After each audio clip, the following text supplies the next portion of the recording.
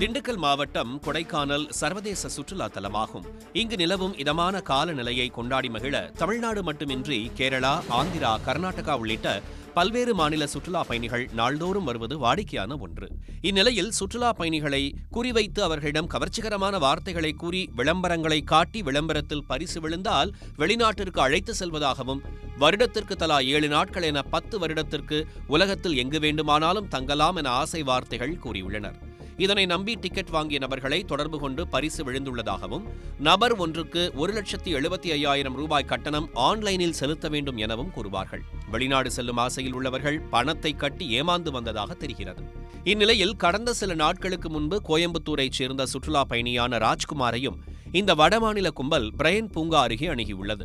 இவர்களின் கவர்ச்சி வார்த்தையில் மயங்கிய ராஜ்குமார் உலக நாடுகளுக்கு சுற்றுலா செல்லும் ஆசையில் வடமாநில கும்பல் கூறிய வெப்சைட் மூலம் 2 நபர்களுக்கு 3,50,000 லட்சம் ரூபாய் கட்டணமாக செலுத்தியுள்ளார்.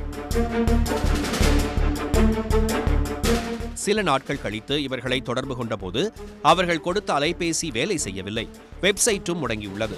அப்போதுதான் ஏமாற்றப்பட்டதை உணர்ந்த ராஜ்குமார் உடனடியாக கொடைக்கானல் காவல் நிலையத்தில் புகார் அளித்தார்.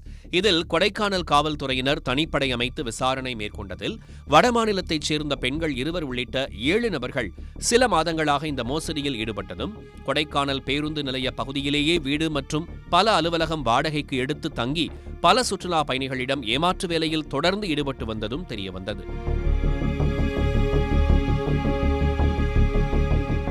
அதனைத் தொடர்ந்து ஹரியானாவைச் சேர்ந்த 29 வயது அனில் அஜய் மேக்ஸா, மும்பை தானேவைச் சேர்ந்த 29 வயது ஸ்ருதி, மும்பையைச் சேர்ந்த 30 வயது சவாஜ், 25 வயது ஒசாமா, 25 வயது ராகுல் ஷா, தெற்கு டெல்லியைச் சேர்ந்த 22 வயது சிவா, ஹிமாச்சல் பகுதியைச் சேர்ந்த 28 வயது தீபிகா ஆகிய 7 நபர்களை கைது செய்து தீவிர விசாரணை மேற்கொண்டு வருகின்றனர்.